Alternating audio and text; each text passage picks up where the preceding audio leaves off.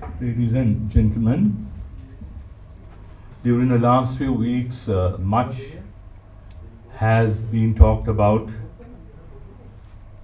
the Geneva resolution, which was presented on the 23rd of March. And I felt that it is my duty as the Foreign Affairs Minister at the time when Sri Lanka,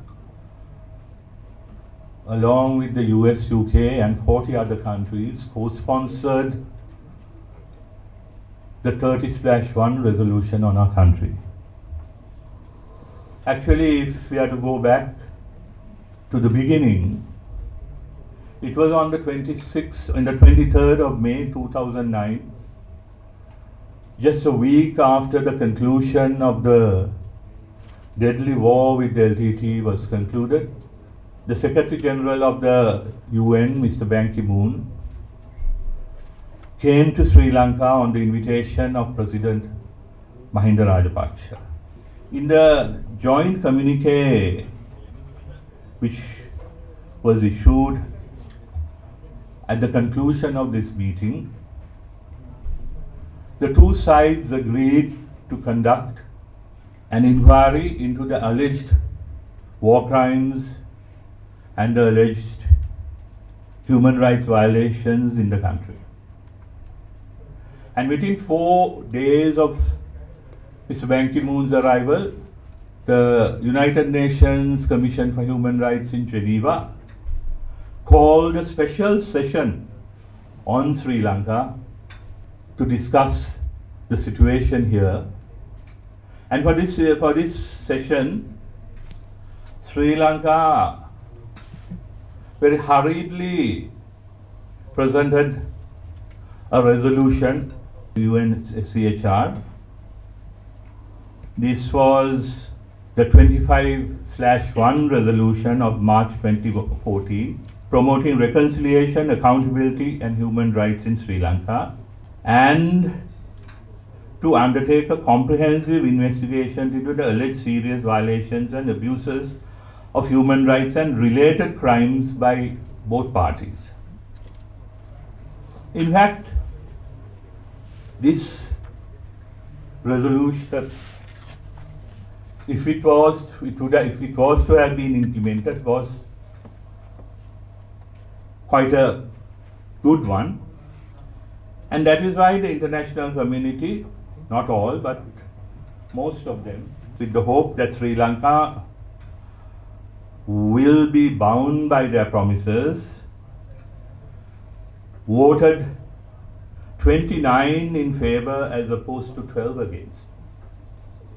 29 countries supported Sri Lanka in 2009, where they even promised an accountability mechanism to look into human rights violations, talked about improving the human rights situation here, and even talked about the 13th Amendment for the first time, and in an international forum like the UNHRC.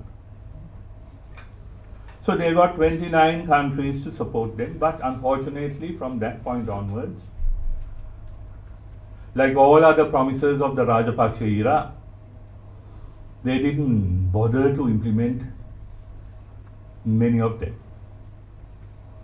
And that is why the trust within the international community kept decreasing, and in 2012, 29 fell to 15 votes supporting Sri Lanka government, 2013 supporting Sri Lanka only 13, and in 2014 when the Human Rights Commission set up the OHCHR investigation on Sri Lanka, that's in short called the OISL investigation, was established. And when Sri Lanka opposed that move by Geneva, only 12 people were left to support Sri Lanka, as opposed to 23 people supporting the UNHCR resolution with 12 abstentions.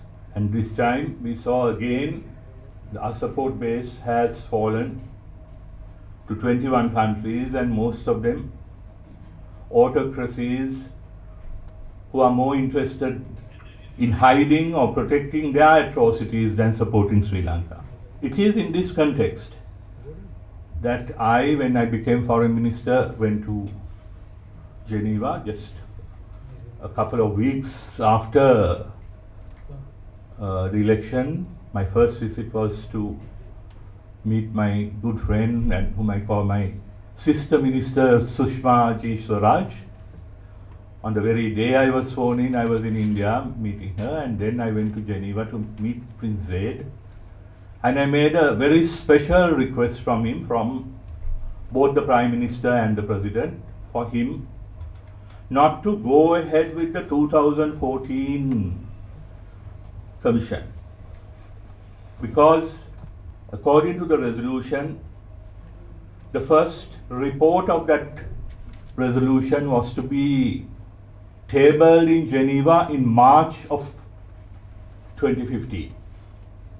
In March of 2015. Fortunately for the country, the government changed on the 8th of January. I was there, I believe, in February, and we got them to agree not to table that report in March, and instead we requested time till September to submit our own resolution, which will cover the question of reconciliation and accountability. In fact, I told Prince Zaid at the time, and quoted from our manifesto of the election, the presidential election, item 93, since Sri Lanka is not a signatory to the Rome Statute regarding international jurisdiction with regard to war crimes, ensuring justice with regard to such matters will be the business of a national independent judicial mechanism. So we said, give us a little more time until September, we will present our resolution for a national independent judicial mechanism, and the Prime Minister, along with a group of top level experts, drafted this resolution. And then we invited the United States ambassador and then the United Kingdom ambassador also to co-sponsor this resolution. This whole idea that Sri Lanka sponsored a foreign resolution is an utter misleading lie. We managed to get the powerful countries to back us, and each and every word was approved by President Sirisena. This is President Sirisena's speech from the 4th of February 2016. I'm quoting, "I clearly state that we are facing these resolutions in order to protect the pride and dignity of our country, our people and our security forces, and also to make our tri-forces to be internationally renowned armed forces. We should face these resolutions with patience, discipline and decorum, so that our country should be respectfully recognized by all international organizations, including the UNO and all states in the world." These are the very words of our President, and as a result, Sri Lanka got the friendship and the support of the whole world. In fact, when our joint resolution was presented in Geneva in September, not one country opposed it. Not one country opposed it. Now this time you saw when again another investigation was initiated in Geneva, Pakistan and China got up and opposed that. But here even China, Pakistan, Russia, all the power blocks in the world supported us. We had the Americans, we had the European Union, we had the British, we had the Japanese and India, of course, and most of all China and Russia. This, forgive me for saying so, but I believe was one of the golden moments in the foreign affairs, in the history of foreign policy in this country.